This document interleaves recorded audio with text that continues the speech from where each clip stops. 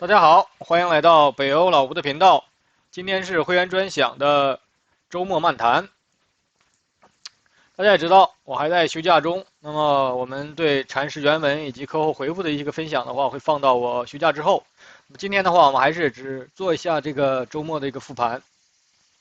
刚刚过去的这周，尤其是周四周五这个大跌的话，波动还是比较大的。那么，尤其是周五的这个非农数据以及美联储的这个一些讲话呀，给到一些市场现在预期呢是整体市场预期是今年要降3次息了，之前是预期2次。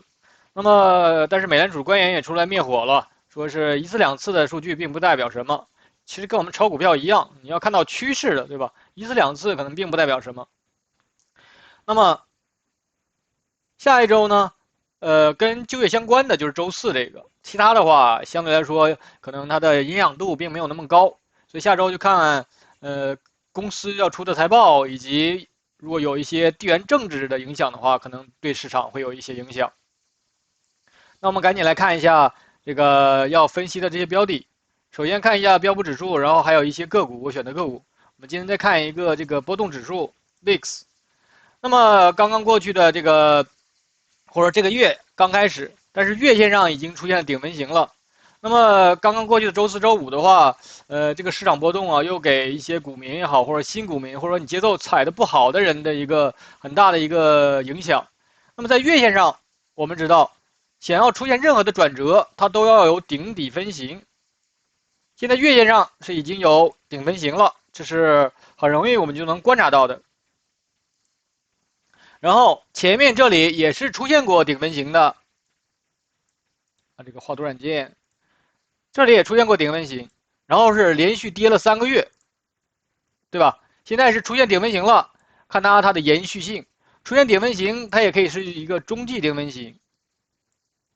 但是如果说前面已经有过顶分型，现在已经是第3次出现顶分型了，这里是第1次、第2次、第3次。一般啊，顶底分型这里也有一次，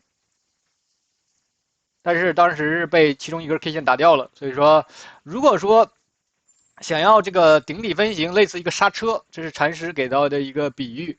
那么类似刹车刹1次刹不住，刹2次刹不住，那么刹第3次有可能就会刹得住。那么就如果出现回撤一笔的话，那么需要在这个周期月线上，如果说再连跌4个月的话，再连跌3个月的话，那么这样的话就会出现一根回撤一笔，月线上就会出现回撤一笔。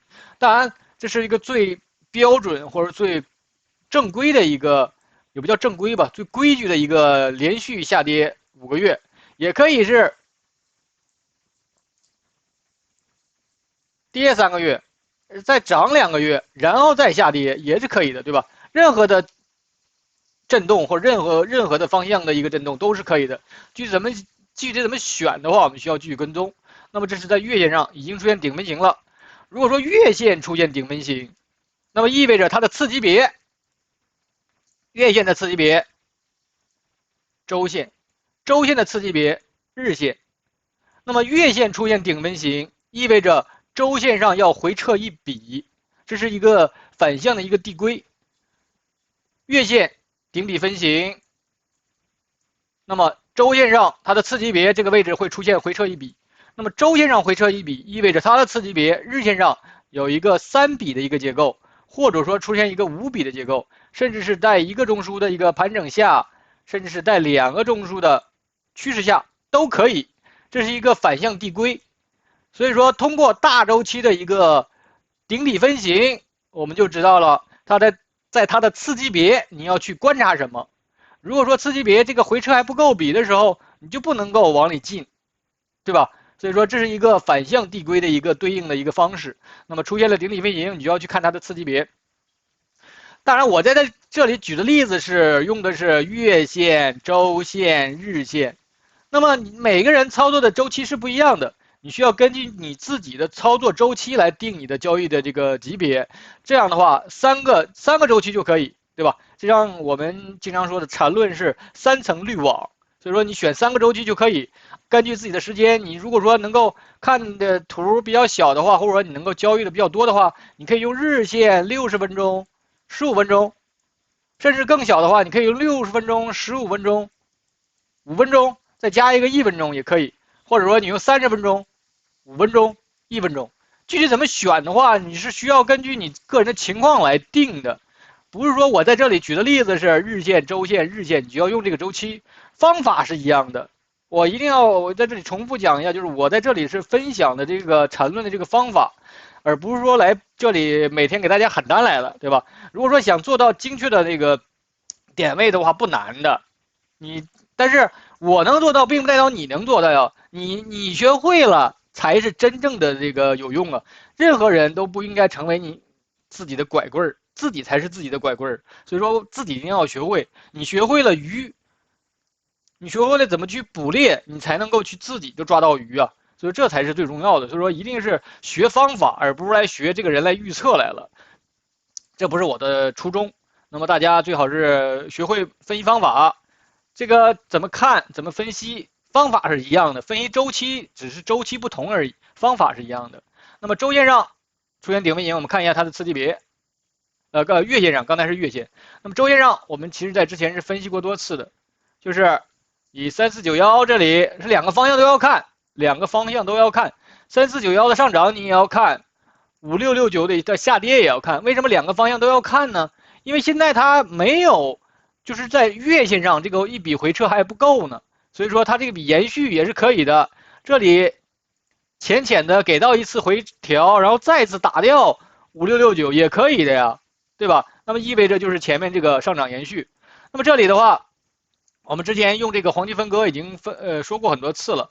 如果说你能够再次杀到黄金分割的这些位置的时候，还是3买，因为你回不到这个中枢，还是3买，还可以买。至于说这个3买是一个弱反还是一个强反，那这是我们需要去后续跟踪的。至于说它到了这些位置，什么位置能够出现底分型，什么时候能够得到支撑的话，也是需要跟踪的。只不过就是说它到了这些位置更容易出现支撑，对吧？黄金分割的意义就在这里，是帮助我们来分析多空强弱的。到了0.382、0.5都是多头强。到了0.618的话，可能多头就弱了，可能只是一个弱反，就直接结束下跌，直接结束上涨，然后继续延续下跌。所以说，那么不到这些位的时候，你做多的话，可能信心就足一点，仓位可能大一点。我们上周我在做复盘的时候就强调过，我们技术分析的目的就是为了做仓位调整的、资金管理的，而不是说要准确的预测要到什么位置，对吧？你分析的再好，你在这个位置没有做仓位调整，你就是有问题的，对不对？所以说你是卖在了5669，你还是卖在5566，其实就是精确度的区别而已。但是你卖没卖那就有问题了。你如果说出现了顶分型，然后前面又有几次的这个回撤，你没有做出你的那个应对，那就说明你有问题的。在这个周线上，你出现这种情况的话是需要应对的。这种后期的这种完全分类的，我们也说过很多次了。所以说硬不硬那是有问题的。那么如果没有硬，那就是有问题。那么至于你硬在了最终的这个转折点，还是硬在了这个半山腰上，其实区别并不大。这是我们需要学会，最终的还是要做仓位管理。其实点位的那个精确度的话，我现在目前个人看来的话，其实更重要的是仓位管理，对吧？那么我们学习技术分析只是其中一方面，缠论给到的我们是3方面分析：基本面、比价关系、技术面。不是技术分析更重要，而是3个都重要。之所以我们要从基本面和比价关系选股的原因，就是因为你1次2次的财报大跌，并不能够代表长期的一个情况呀，对吧？你可能这个季度上下游或者说大环境或者说一些其他因素的影响，造成了你那个可能是财报数字并不太好。这不是太正常的事儿吗？那你回来反而是我是进场再次加仓买更便宜筹码的一个机会，我是敢买的。你之所以敢买的原因，就是因为你对它的基本面和比价关系的分析是能够支撑一个中长期的一个情况的。所以说短期技术上出现回调的时候，我是敢买的。这才是最重要的，而不是说哦涨了不敢卖，跌了不敢买，那你做分析有什么意义呢？对不对？我们做技术分析的唯一目的就是为了做仓位调控的，我们想要做的是避开这些大的回撤，涨的时候谁都知道那个我是赚钱了，但是回撤的时候你能不能够避得开？或者说能不能够避开大部分的回撤，这才是我们要做技术分析的最终目的啊！因为我们的资金量小，你如果说能够避开这些回撤，该卖的地方卖了，然后下来又买到那个便宜的筹码，然后又上去了又卖，你这样的话来回做的话，你的持仓成本是低的，或者说是到零的到负的，那么这样的话你才能够拿得更长远呢，对吧？最终的目的还是为了长期持股，而不是说是要预测某一个点位有多精确。那么现在就是周线上没有出现回撤一笔，就看它回撤一笔到什么位置。最差的或者最猛烈的下跌就是砸到，直接可能砸到这个120周、200周这里，甚至是砸回到这个中枢的内部也是可以的。但是它不会是一下子就下来的，在它的次级别甚至是次级别是有结构的呀，对吧？所以说我们是到了这些位置，真到了这些位置的时候，你是不是到了这个位置才发现到了这个位置，而是说它一开始的时候，你要利用3个结构，3个周期、3层滤网来观察，而不是说啊，我到了这儿了，直到跌了，到了这儿了，我知道涨了，傻子都知道涨，傻子都知道涨。你在这个些位置有没有买才是关键，而不是说到了这儿了，哎呦大涨了，对吧？任何人只要眼睛都能看到它大涨了。所以说我们要学的是，不是到了这个位置才知道往里追，而是在这个位置的时候你就开始慢慢减了，减仓了，这才是最重要的。所以说，如果说真是拉回到这个中枢的话，那么就是大周期就转向了呀，那说明它的月线上就要出现回撤一笔了，对吧？月线上回撤一笔，那么就还是看能不能碰到这里，碰不到的话还是往上走，因为就是一个浪形结构嘛。碰到的话就会形成一个月线上一个大中枢，这是那个通过结构。那我们再看一下这个周线上，现在不是已经出现3根 K 线了吗？我们看一下它的次级别，它这个能不能够回撤成一笔，能不能够周线上回撤一笔？周线上能不能回撤一笔？要看它的更小周期的。你光看周线上的话，你看不出太多的信息的。我们需要看一下它的次级别，次级别也是现在可以当成一个3段，但是呢，这个3还没有结束呢。这个3还没有结束，只是一个1、2笔是够的。尤其是第2笔的话，还是一个递归的第2笔。为什么说是递归的第2笔呢？因为它这段这里是有包含关系的。但是这个3买是可以做到的，这个3买是可以吃到的，然后做它这笔反弹，这是递归的一笔反弹。也可以用当下的这个情况，你可以用这个回撤的这个力度，可以测一下它当时回撤到什么位置。我们看当时它是回撤到了0.5和0.618之间的这个位置，出现了这个最低点，然后出现了底分型，在这里有一个类似一个中阴段。我们上周分析的时候，其实是有一个中阴段的，次级别是有一个中阴段的一个状态，然后出现了一笔反弹。这个3，这是典型的，我们之前说过是一个模型里面的3买转2卖的一个模型。那么当时这个2卖的话，我们看它这个反弹的力度，也可以反向测，对吧？刚好是顶到了0.618，看到没有？刚好是顶到了0.618的一个位置。那么这个位置很好抓的呀，3买转2卖，你即使是做不到卖在这个最高点5566，那么这么明显的一个3买转2卖的一个模型，我也说过很多次，那么不难的，只能讲不难。如果说你熟悉这些模型的话，这个即使是周4、周5出现一个大跌，但是起码你在这个位置是会减仓的呀。次级别，你利用它的次级别，我们看一下它的次级别，就是这段。为什么它这段是需要减的？看一下1小时上。那么1小时上，你如果说结合前面这个高点下来这个位置，5669这个位置的话，那么它是很清晰的一个3卖。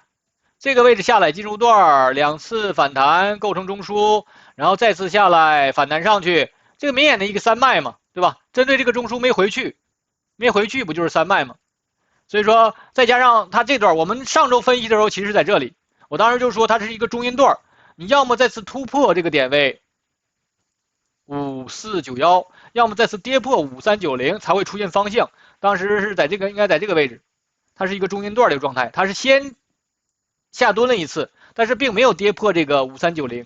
那么在次级别它是一个有结构的，现在看的是1小时上，你如果从15分钟上或者5分钟看的话，这里是有个中枢的，这是一个二买呀，中枢的一个二买，二买之后再次上去，所以说这个结构是饱满的。什么叫饱满的结构呢？这个结构就是饱满。进入段我们换一个颜色，进入段构成中枢离开，对吧？这是饱满的结构。然后出现饱满的结构之后，然后又完成了1小时这个周期的一个三卖的一个点位。所以说，你如果说不知道这个三卖，你用顶底分型的话，也会卖在这个位置啊。看到没有？你卖在这里和卖在这个位置，其实差别并不大呀。所以说，你只是有顶底分型那么一个系统的话，你也不会手足无措的。再加上我跟大家说过很多次，两根均线120、200，在各个周期上你都看这两根均线。到了这个位置，明显的阻力位了，上不去，冲一下，又是一个三卖的位置，你说你减不减？对不对？你说你减不减？所以说啊，然后到了这个位置，还有一个信号，就是这个 MACD 冲不上去了，看到没有？它这个高点的位置，最高点的这个位置对应的 MACD 没有出现新高啊，这不是明显的背驰了吗？所以说你结合各种信号来说，这个位置减仓是最起码的。你可能底仓是不动的，但是你把你下面如果说这里有进的这个机动仓的话，这个位置也是应该卖，减一点机动仓是一个正确的操作。那么它这段下来的这个很凌厉了嘛，一个三卖出现，再次出现跌破这个新低，不是很正常的吗？然后你当下的话，你也可以去测一下它的力度。从这个起跌点测一下这3段的力度，你又发现当天是一个跳空低开，跌破了这个等比例的位置539、5371，你肯定是不会往里进的，说明3和1比较没有背驰啊，没有背驰就可以延续下跌啊。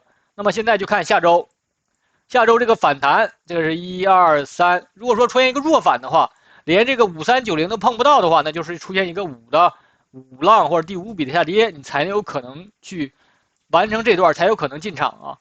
如果说这个5、1、2、3、4、5更猛，你还是不能进。所以说我们是没有办法知道是1、2、3还是1、2、3、4、5还是1、2、3、4、5、6、7，你是需要跟踪每一段的有没有背驰，这个内部能不能够结束，然后再出现这个结束盘整背驰之后，再看它的是不是有盘整背驰的反弹，这一段是弱反还是强反，对吧？你需要跟踪的。所以说弱反的时候，那就相当于这里有中枢了，那还可以往下来。如果说出现强反，反弹的非常强烈，然后看一下有没有二买，还是有机会进的，对不对？所以这就是利用完全分类，所以不要着急的按照你的技术信号一笔笔做。如果说你能够做这个周期的话，当然你要想做更小的话，就降低周期，但是方法是一样的。再次强调，方法是一样的。那么这就是针对指数，我们看一下我们要看关注的几只个股。先看一下英伟达。英伟达的话，在大周期上，月线上是有一个月顶分型已经出现了，前面这里是出现过月顶分型的，这里出现个月顶分型，回撤一笔，这里也出现过顶分型，但是只是变成了一个中继。那么这里顶分型，现在又是再次出现顶分型了，就看它这个顶分型能不能够杀下来。周线上，这个是出现顶分型之后回撤了一笔，出现过一笔回撤，但是呢还没有碰到前面这个94.7。在上周我们做周末复盘的时候，我已经说过这个了。想要出现转折，必须要有顶底分型啊，你起码要出现一个包含的 K 线，出现包含之后才有可能继续往上升，甚至是再次打掉也没有问题。再次打掉101.37，出现一个比如说十字星的一个 K 线也可以的，碰到它也没有关系，碰到它就是这里有中枢了，对吧？有中枢之后，再次起码这笔反弹是会给到你的。如果说碰不到的话，那么也要有一根，比如说给到一个十字星的 K 线也可以，然后再等一周，这样的话就有底分型了。看看这笔反弹是一个强反还是弱反，又跟刚才分析方法是一样的。弱反的话就碰不到这个104.76，那就是一个二卖嘛，周线上一个二卖，看再次的回撤。如果说出现一个强的反弹，再次突破104.76，就看有没有背驰，就这段和这段比较有没有背驰，有背驰还是要卖，没有背驰的话可以继续升，还可以再有浪形往上走。所以说这方法你只要那个熟悉了之后，其实并不难，主要的就是你分析完之后，你能不能够落实到你自己的实际操作中。其实现在很多人的交易就是非常的随意，非常的随意，看上了那个跌了就想往里进，看上涨了就往里追，你连顶底分析都没有，你追什么呀？你进什么呀？对不对？我们是有严格信号的。缠论其实有没有底分型，这不是很明确的吗？一眼就能看出来。有没有顶分型也能一眼能看出来。它只要你掌握了这个定义的话，顶底分型是很清楚的一个信号。你没有出现底分型，你不要往里进或者不能往里进，因为它还可以继续延续下跌呀。你相当于买在了这个半山腰上。我们说的分批进、分批出，前提是要有底分型的出现，对吧？顶分型出现你可以减一点，底分型出现你再加一点，然后它即使跌破了的话，那么再次等待它出现底分型。所以说你即使只有顶底分型这么一个方法的话，也比你瞎猜强，对吧？所以说而且啊，我们利用了这个系统，就是这个交易信号是其实能捆住手的。很多人交易太随意，就是捆不住手想起来操作就操作，然后鼠标随便一点，或者手机随便一打开就能买卖。现在买卖也都非常方便，又没有那个手续费。你交易期权可能有手续费，但是买卖股票现在很多券商都没有手续费，就非常的随意，对吧？所以说，随意交易、过度交易，这其实是一个更大的一个问题，这会养成你的一个非常坏的一个习惯。你想扳过来的话，其实是不容易的。所以按照信号来，按照交易系统来是更好的一个方法。那么在周线上回撤不够比，继续等待，看一下日线。日线上这段下跌是已经够比了。我们在前面上周分析的时候我就说过，这段是完全复制前面这段的。这两个的 pattern， 它俩的那个模型是一模一样的。前面这里三根 K 线构成了一个区间，先是构成一个区间，这里一样也是三根 K 线构成一个区间，然后它就在这个区间里面震。是不是一样的一个模型？然后这里给到了一个次级别，给到一个二脉，一样的，这里也给到一个二脉，是不是一样的一个模型？你发现没有？然后延续一个下跌，这一样的，对吧？但是唯一的区别就是这段的下跌啊，它的 MACD 并没有很深入的往下砸，看到没有 ？MACD 并没有很深的往下砸，那这段的下跌就 MACD 下的沉的有点太深了，而且张口还是比较大。所以说这里要往里进的话，就已经相对来说比较谨慎。还有就是说，我在上周说过一个，就是这个120天均线，这个120天均线是一个非常重要的一个中长期均线。你看一下前面，因为这针对这个英伟达，虽然说这个图形是已经做过复权的那个处理了，但是你看这个 MACD 在这里，这是2023年的时候，一直就没有碰到过这个120天均线，看到没有？这里是跌破过120天均线，又拉回来了，这里都没有碰到，一直上。一样的，到了这个位置，哎，离这个120天均线比较近了，所以说120天均线是不能够被长期跌破的。那么这个位置又是一个非常重要的一个中长期的均线，如果说跌破了它，如果说又没有力度的话，那么就是一个非常好的一个空头陷阱了。这个是位置非常好的一个做多的一个机会，对吧？所以说一定要识破这个陷阱，就是你跟打猎一样，对吧？那个老猎人、老猎手就能识破这些陷阱。那么我们要学的也是要识破这些空头陷阱。所以说这个120天均线，看能不能在这个均线附近形成一个底分，然后给到一笔反弹。先不说这个反弹的位置，这个我没有办法预测到。那么这一段是可以吃的，就是这段要结束了，那么这笔反弹你是可以做的。这就是针对这个日线上，我们再看的更细一点，看一下它的次级别。那针对英伟达的话，看1小时的话稍微图形比较乱，我们看一下4小时。4小时上有一个点位是非常有意思的，我在这里跟大家再重复一下。这是4小时上已经有中枢结构了，我已经画完了。这是进入段，2次反弹构成中枢，然后一个离开。那么这个离开是它这个离开段是相对来说是比较复杂的。那么这段当时反弹到这里不够比，然后又被砸掉了，然后再次反弹又不够比，又被砸掉了。所以说这个整体的话是这段是从这里到这里是一个离开。那么有了进入段，有了离开段，我们就可以比较力度了。其实没有出现这个离开段的时候，我们就可以比较进入段跟离开段。那么利用我们这个工具，你就能看到一个很神奇的事，看到没有？很神奇的进入段，我这个点位我可能没有拉到最低，我看一下，调整一下。哎，神奇的事情，什么是神奇的事情呢？这个针对这个中枢的进入段跟离开段，等比例是在101.97，周五的最低点101.37，神奇不神奇？如果说你挂单的话，你就挂在101.97，是不是刚好买进去？看到没有？你就能做到这么精准，你就能做到这么精准。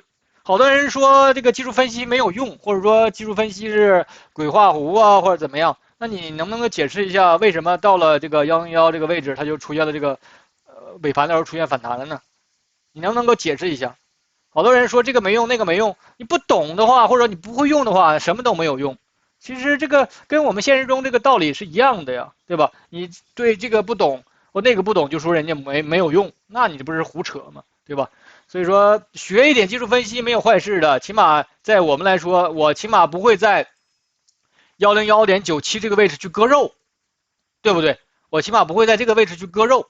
再加上我们有2根均线在这里，120天，120均线、200均线都在这个位置，然后踩了2次，你不可能去割肉的呀，你肯定会尝试去做它这个反弹也好，或者说尝试做它这个反转也好，又加上这个200均线在这个位置，又是一个等比例的位置，一个类似一个双系统验证了，所以这个位置是一个非常关键的一个位置。那么在这个位置，周五你如果说，但是呢，现在还没有出现底分型呢，这里是有包含关系的。但是你尝试博一点、进一点仓位，最重要的是仓位来控制风险的，不是说你预测点位，你预测到了104.76，然后你的仓位没动，那有啥意义呢？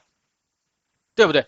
所以说仓位预测点位是那个次要的，最重要的是你有没有做你的仓位应对，这才是最重要的。仓位应对，你长期下来的话，你必须要做好一个仓位分配，不同的周期对应不同的一个仓位，大周期仓位级别越大，对应的那个仓位可以更大一点；级别越小，你要比如说你天天看5分钟，你天天满仓往里干，那你这个需要你的那个交易的能力非常强，你的分析能力非常强，然后你看图的能力非常强，你又能盯盘，你才能做。要不然的话，你每天就追涨杀跌的话，那个账户很快就全给你爆掉。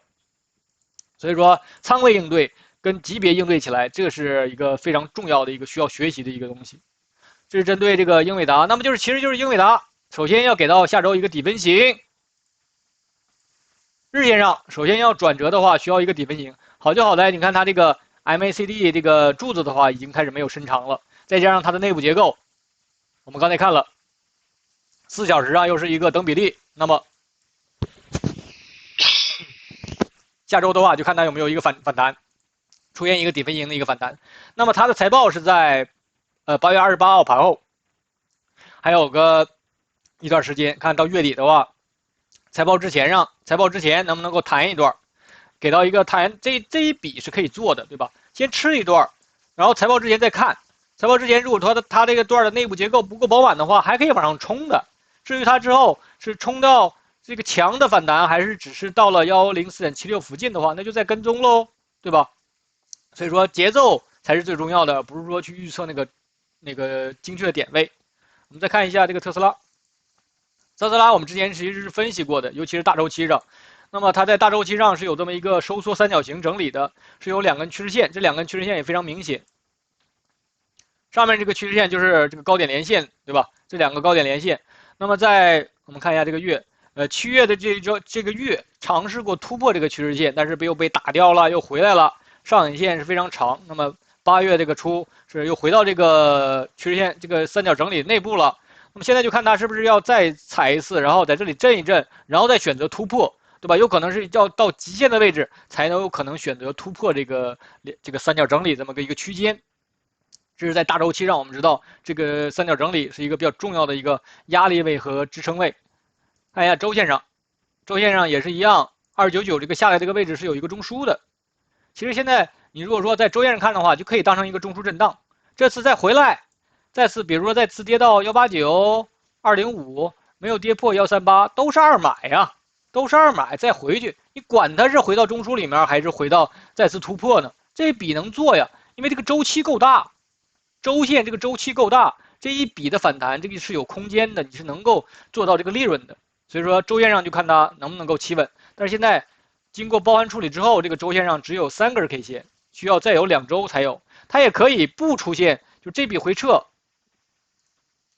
不够比，直接再次那个延续上涨，那就说明是138.8这个上涨延续，是在周线上。日线上日线上138.8，就这个138.8，这是起涨点，构成中枢，离开，然后回来，这个也又是一个3买转2卖，又是一个3买转2卖的一个模型。这个比那个指数那个更标准，因为它这个反弹是够比的。然后当时在当下的话，你也可以去测一下它这个回撤的这个力度。啊，在0.5和0.618之间，对吧？又是一个3买，你说你敢不敢做？又是一个底分型，你不敢买太多，你稍微买一点小仓位，用仓位来应对风险。我再次强调，我们是用仓位来用那个对应的这个风险。你不敢进太多，或者说你觉得这个下跌没，那你就少进一点嘛。3买转2卖，起码这段的这个空间是有的。我们可以看一下这个当时是反弹了多少，9.66%。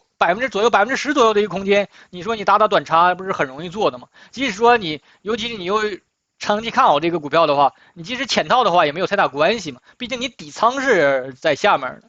那么机动仓用小点的仓位来做短差，降降成本，这不是很容易的事儿吗？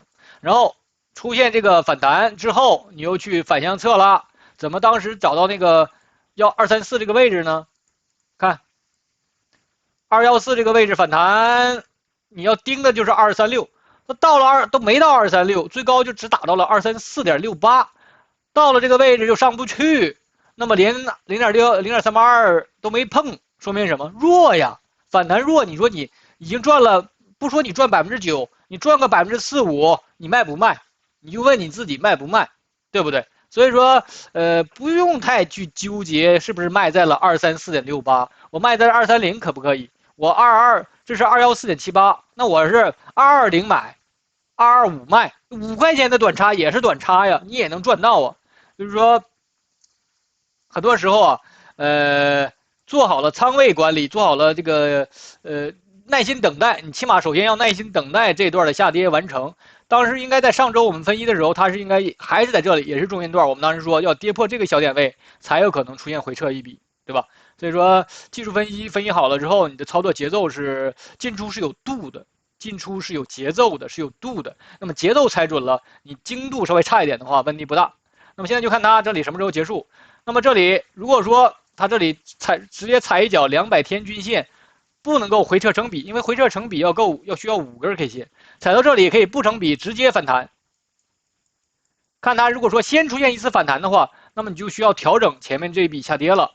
就要延续到这里，就看它这个是弱反还是强反，跟刚才又回到刚才那种分析方法了，对吧？还是3买，回不到这里还是3买，上去的话2卖，相当于234这段又被重复了。交易就是这样，那不是无时无刻都是在重复，在复制前面的这个 pattern， 在复制前面的这个模型。所以说这是针对这个特斯拉。我们再看一下这个苹果，苹果的话也看一下大周期。大周期的话，这里是有一个中枢的，那么现在就是尝试离开，但是它这个离开呀不够比。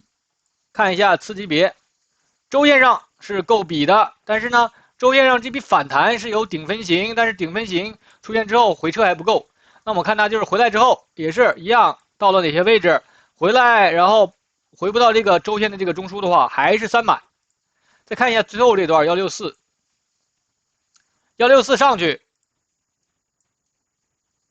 2次回撤构成中枢，然后这是一笔反弹，这是因为这个财报出来之后是出现过一个高开低走，但是呢，在出财报之前，这个中枢是已经有的，对吧？那么你可以在财报一个冲高的一个过程中，然后又利用这个黄金分割，你是能够卖出来的，弱反嘛，对不对？我们再反向测一下这个反弹的这个位置，啊，刚才这是已经有了，对，那已经正好是顶到了这个0.25附近吧。所以说这个弱反，我们说了有中枢，中枢的交易策略就是中枢上方力度衰竭的时候卖一点，中枢下方力度衰竭的时候买一点，这就是一个简单的一个策略应对啊。所以说又是因为财报的一个上冲，那么力度又弱，力度弱的原因是因为它的结构很复杂，它的内部结构很复杂。我当时跟大家说一个简单的方法，就是说在本级别，也就是1小时上有3根 K 线，它的次级别或者次级别就有中枢的。你看它这里横了多久？说明它次级别很纠结啊，次级别的结构非常饱满，又是一个弱反，又到了这么一个黄金分割的位置，我肯定要卖的呀，对不对？所以说，那下周即使再上去，再往上冲一冲，冲到0.018，那还是二卖，只要不突破这个237，都是二卖，可以再次被拉回来，那就是一个中枢震荡的一个操作。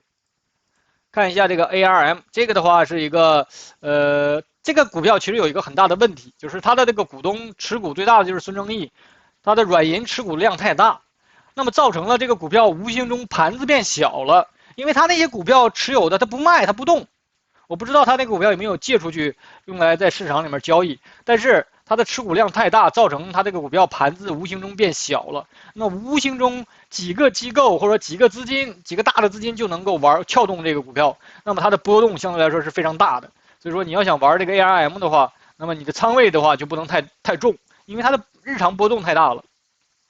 现在在月线上已经有顶分型了，月线上已经有大顶分了。看一下周线，周线上出现顶分型之后回撤不够比，但是呢，它现在这个里如果从这个最低点46.5分析的话，这是进入段2次回撤构成中枢，还可以再上去，所以说回来并不是坏事儿。那么再次等待这里回撤成比，要么你出现一个包含关系也可以，然后再次跌破它也可以，或者说这就是直接跌破下一周直接跌破的话就够比，你这里也是一样，对吧？跌破之后，然后再出现一个包含，慢慢往上爬，也可以的呀。这就是典型的一个牛市的节奏嘛，快跌慢涨，慢慢往上爬上去。跌下来不是坏事儿，唯一重要的就是你在上面有没有减。看一下日线，日线上。如果说你从这个85.61看的话，它是一个3段上去，然后一笔就杀到这里，杀的是非常快的，然后杀的空间也是应该是跌破了0.018了。我们看一下，已经跌破0.018了，对吧？杀的非常猛，然后当时是在这个财报之前是在120天均线这个踩了一脚，出现了一个底分型。你如果说在财报之前这个位置，7月31号要尝试进场搏一下的话是没有问题的，因为它又踩到了120天均线嘛。但是你肯定仓位应对是小的呀，因为它从这里下来的时候，它的刺激别是比较猛的，所以说你尝试搏一下是没有问题的。那肯定是仓位是小的，即使说你现在被套了也没有大问题，毕竟你中长期还是看好这个公司的话，所以说潜套的话是没有问题。但是如果说你用去那个期权去赌的话，那就完了。那就直接就完掉了，对吧？你如果说用期权这里去赌它的财报做多的话，那所以说这就是我是其实不建议大部分人去做期权的，因为是这个风险太高了。期权是需要何时到何价，这个太难了。到何价倒不难判断，但是何时到的话，这个就难了。时间你要想判断这个时间就太难了。所以说，做期权你需要有个大的心脏，没有大的心脏是玩不了期权的。所以更容易的就是玩股票。我们看一眼，最后看一眼这个 VIX， 这是 VIX 就是来测这个波动率的。它之所以这种大涨，是因为这个市场的波动非常大。现在这个上面的数据是从1990年开始就有，你看它的大周期现在是月线，月上有一个非常明显的一个区间，一个震荡区间，基本上就是从10几块钱到30几，基本上有这么一个大的震荡区间。你看它前面这里2000年的时候是在这里，基本上区间震动的并不大。08年的时候。冲出了一波，然后这一波是啥？2020年疫情的时候也是冲了一波，对吧？但是这个疫情这段是很有意思的，我们看一眼这个疫情这段的这个 MACD，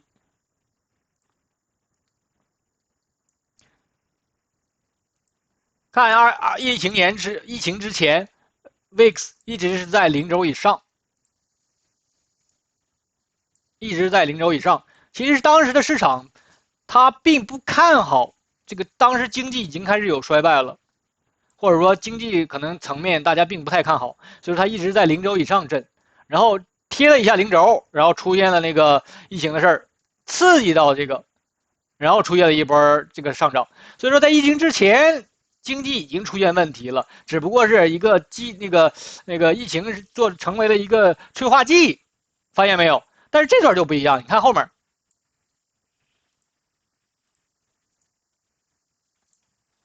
后面这段这个 VIX 一直是在下面，一直是在0轴以下，对吧？波动非常小，说明什么？说明市场认为基本面很好啊，基本面没有问题才会出现这种情形，一直在下面趴着，直到这个有一个经济数据，但是现在连0轴都没爬上去呢，这有什么可怕的呢？现在这个零轴还没有爬到零轴以上呢，然后已经到了一个，现在已经到30了，你觉得它能再冲到40、50、60去吗？所以说下跌并不是就 VIX 上涨，说明市场在下跌啊，下跌并不是坏事，它会再抽回来的呀，对不对？它最多现在因为它现在那个张口上的还是比较大，说明这个下跌的动能还是比较强的，可能要冲到这个零轴附近，可能是下周再顶一顶，看能不能顶到35附近，对吧？也就是说，如果说下周再出现下跌延续的话，你要注意了，可能要到短期的底部了，你就开始准备资金往里进了。那么等到它再抽一下零轴再下来，那么是多好的一个做多的机会。所以说，利用分析这个 VIX 这个市场波动的这个指数的话，你就知道现在这个市场处于一个什么情形。好的，那么的话，我们今天的分析就到这里了，再见。